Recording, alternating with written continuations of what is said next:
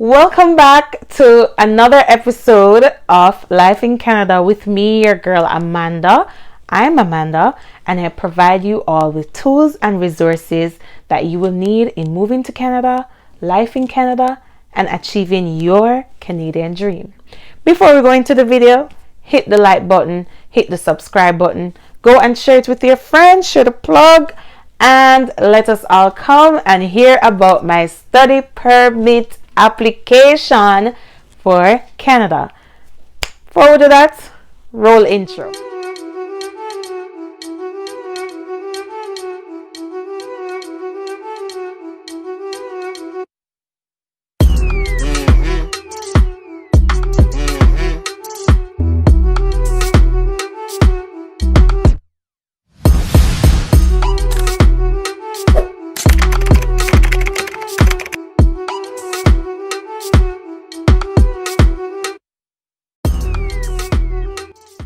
Okay, so now that everything, formalities, intro, and everything is out of the way, let's get straight into this video where I discuss or I tell the story of my study permit application here for Canada.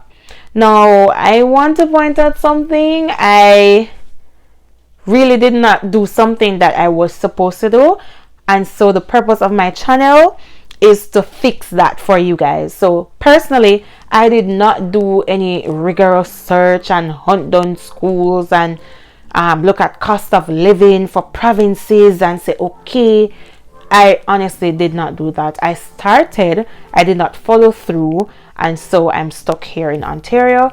High cost of living province, but that's okay, that's fine. Do not follow me, and so because I don't want you to follow me and do something like that, every third Mondays I will be having a Should You School edition. Basically, this is an edition in the Life in Canada series where for that Monday I will be talking about a specific university or a specific college in a specific province. And so I will talk about the breakdown of costs, to breakdown of cost of living, to breakdown of tuition fees, to programs that they offer, also to pictures and everything, so that you guys can have a clear understanding and say, no, definitely gonna go to this school. Or I say Amanda do a video last month and I think that school better than this school. It gives you an idea of what to do or where to go or where to apply for, right? So definitely gonna do that for you guys, because a lot of you guys have been texting me and say, boy, which school would you recommend? And so to be honest, Canada is so big, I won't know all the schools, but what I will do for you, I will try to discuss a school every third Monday, and so we can learn together. And maybe me just get thinking about regrets and salad. God, look what that school is cheap, I'm never go there. But that's fine. All right, guys, so let's get straight into my story. All right, so back in, bye people, it is so far behind, like I'm hoping I remember. You guys will hear me from time to time double checking information with my husband. He's in the background. Say hi. Hi. Right, because it's so far that it's like a blur sometimes. Okay, so back in 2019 in July, I decided I am gonna apply for the school that I'm attending now, which is Fanshawe. And I went on their site. Basically, I went through every single programs. Kid you not, I wanted to do baking. For those who know me personally, you know I'm a great baker. So I wanted to do baking, but I was advised by a friend of mine who throughout this entire process, he assisted me with the whole application process. I contacted him, or I was advised by him, say, hey, why not do this instead? Because not only does it in lines with what you did your degree in at school, but it also aligns with your family's business. And I'm like, you know what? You have a point.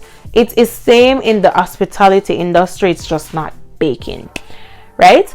So I decided I will opt for that program, and I went and I looked at the requirements.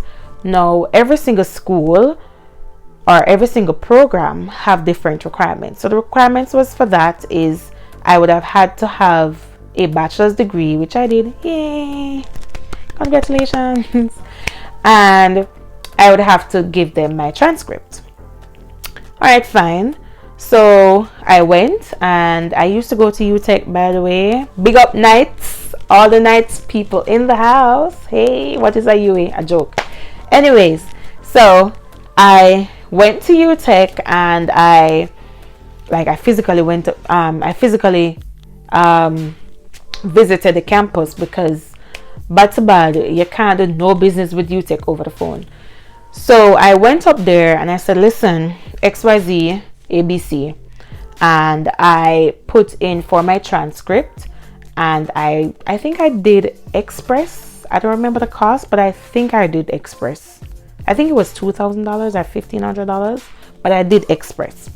And I took a pic of my degree, scanned it on the phone scanner app, and that's what I used to send to the school.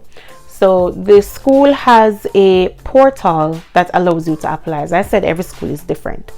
The school has a portal that you have to sign up for to create a little account, and on there is where you upload your documents. So you upload the transcript on there. I had to scan the transcript.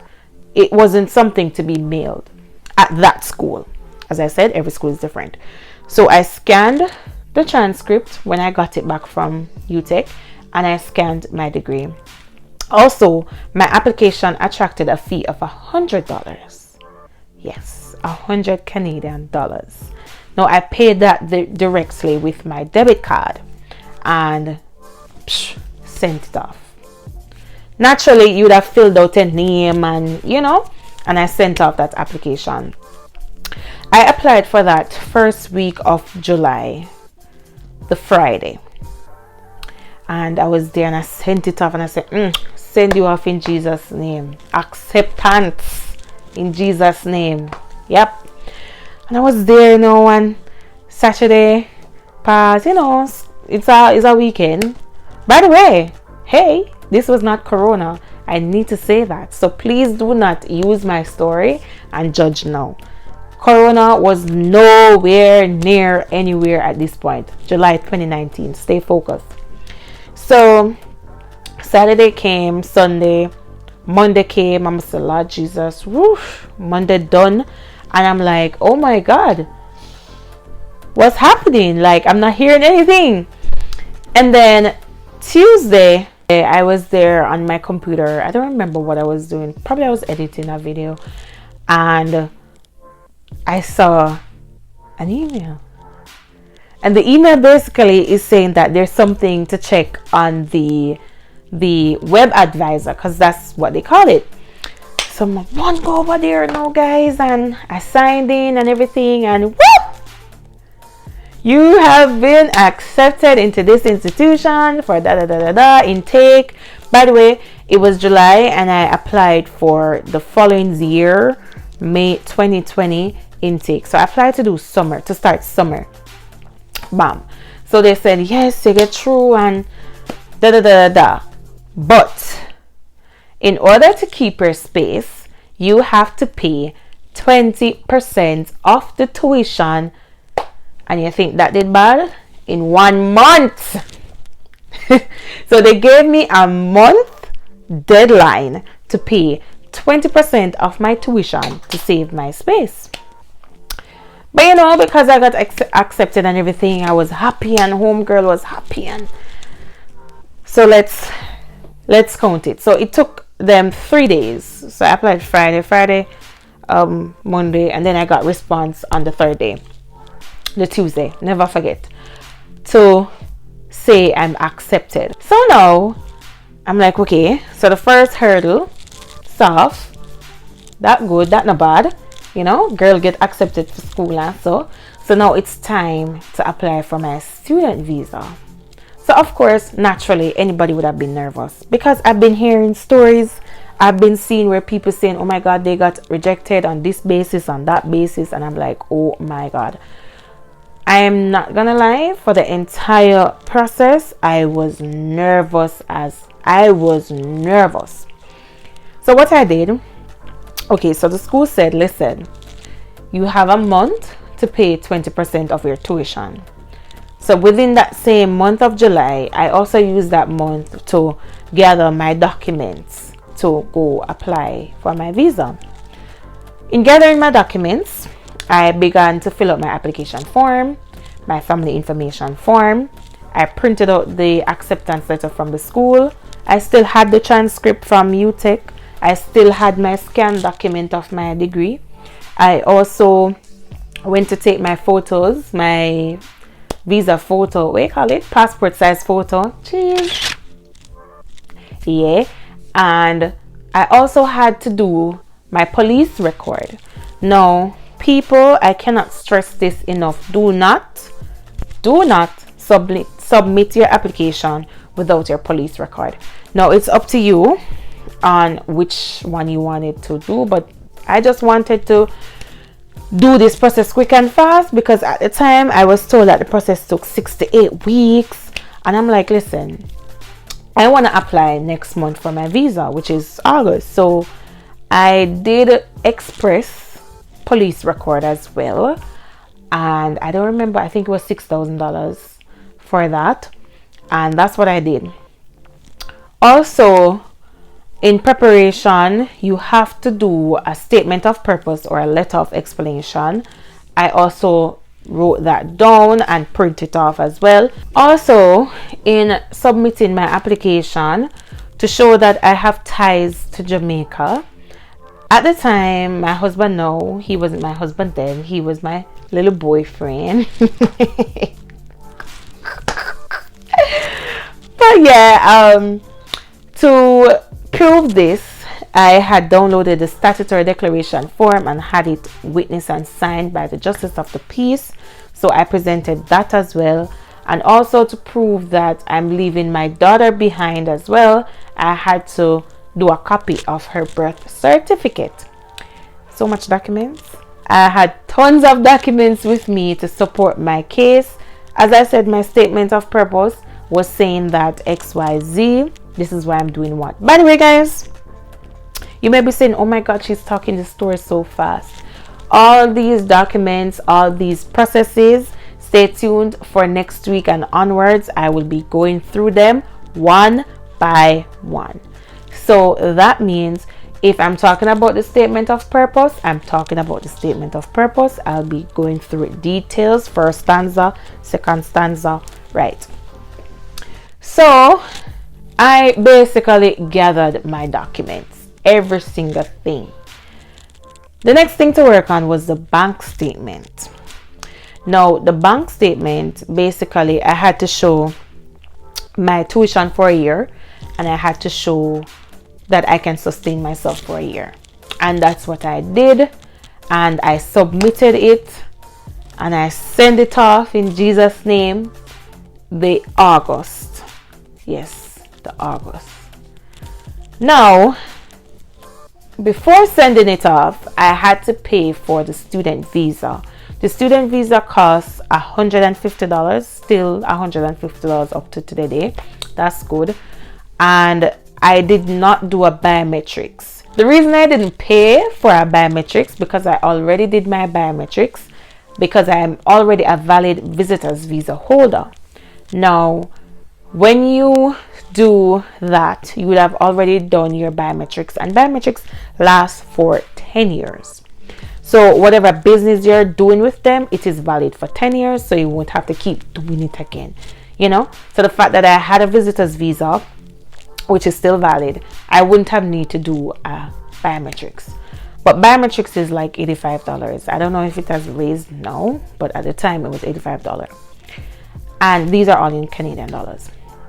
So I paid for that, and because I wasn't doing a biometrics, I didn't have to schedule an appointment, because basically you're scheduling an appointment with the drop-off center so that you can do your biometrics. So that's what normally people would have done if they don't have their biometrics letter, or you have never had anything for Canadian, nothing in your passport before.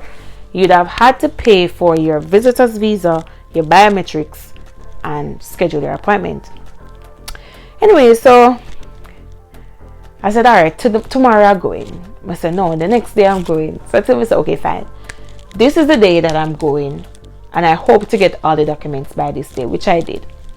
And my boyfriend at the time, husband now, accompanied me to the drop-off center. People, when I went there, place empty. I said, no man, oh, the place empty. So like, I didn't even know if I was supposed to take that as a good thing or a bad thing. So then I started to question the front desk person. I'm like, tell me something. You hear anybody getting rejection? She's like, you know, honestly, from the other day, no. And then she's like, and also the processing time is not bad. So you're applying in a good time. She said, by the way, when are you applying for? I said, for next year. She said, oh, you're applying for a good time. Because right now, they're so focused on those who send in application late for September. This is 2019. So I'm there now, and I'm getting all nervous and everything. And she said, no, man, don't worry, you'll be fine. And I send off my application in Jesus' name. And I said, God, take the wheel. Take the wheel. Now, if you want, let me just take this moment to say, if you want like details in this study permit application, it will be aired on the Macintosh Live when we're ready, because all fun and joke aside, we really did go through a lot in this journey. We lost a lot in this journey in terms of finances. We lost a lot in terms of friends. And this journey has taught us so much, but we're not ready to go into that as yet. So once we're ready, you can get this story in a more detail where we talk about some things we faced and with people we faced. But anyways, so I said to her, okay, fine, and I sent it off. We left the compound and I was there. So you know me now, I watch the time like arc. And I'm like, 2 days past, minute here, nothing. 3 days past, minute here, nothing. To the point where I started to Google.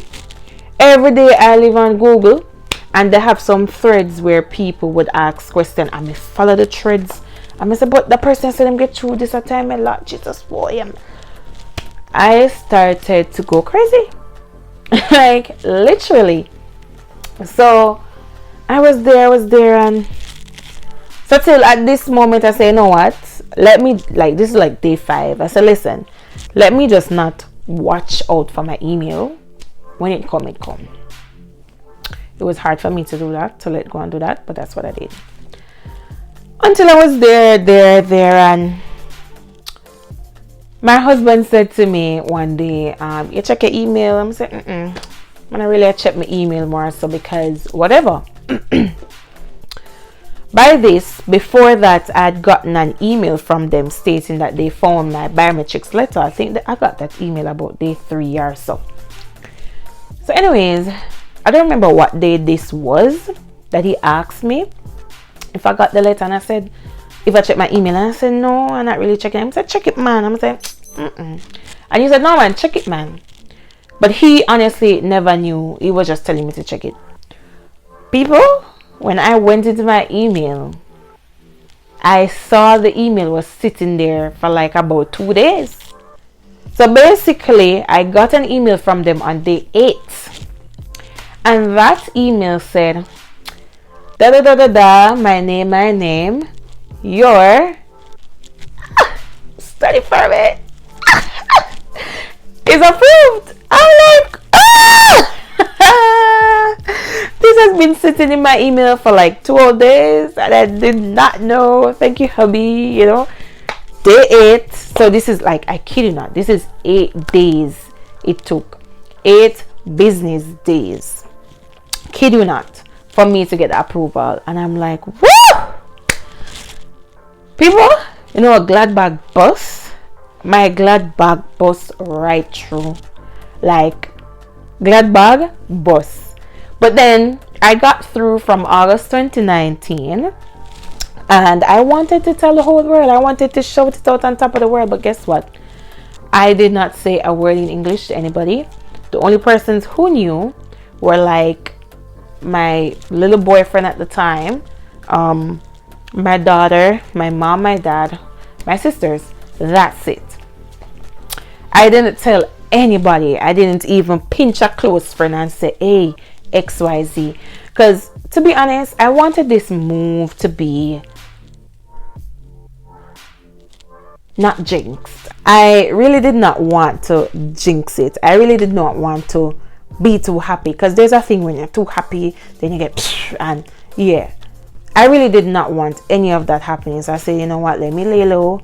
Let me try to sort out my stuff, because by this I'm fine. So now I'm trying to figure out how am I gonna get my daughter and my husband with me. So that was my next step. So I can't tell nobody nothing. I have to still work for we. You understand? So I was like, no, I won't be saying anything. And I asked my family members to not utter a word in English, and they respected my wishes. As you guys would have guessed it, I got through from August 2019 to start school May 2020, but yet still January 21 before I started. So as you guys would have guessed it, the pandemic came. So the borders were closed in March, and I was due for travel in April. I had my ticket and everything, guys, ready like Freddy. And the Canadian borders and the Jamaican borders were closed in the ending of March. Could go to school. Nobody knew what they wanted to do or what they planned to do. So even at the ending of May, they still did not know what they were going to do. At the ending of April, they still did not know what they were doing. And my academic advisor advised me to defer. And that's what I did. Deferred and deferred again. So basically, that's my study permit visa application story. A lot of you was asking me for this story to find out how is it that you did what you did, you know. Basically, this is it in a nutshell.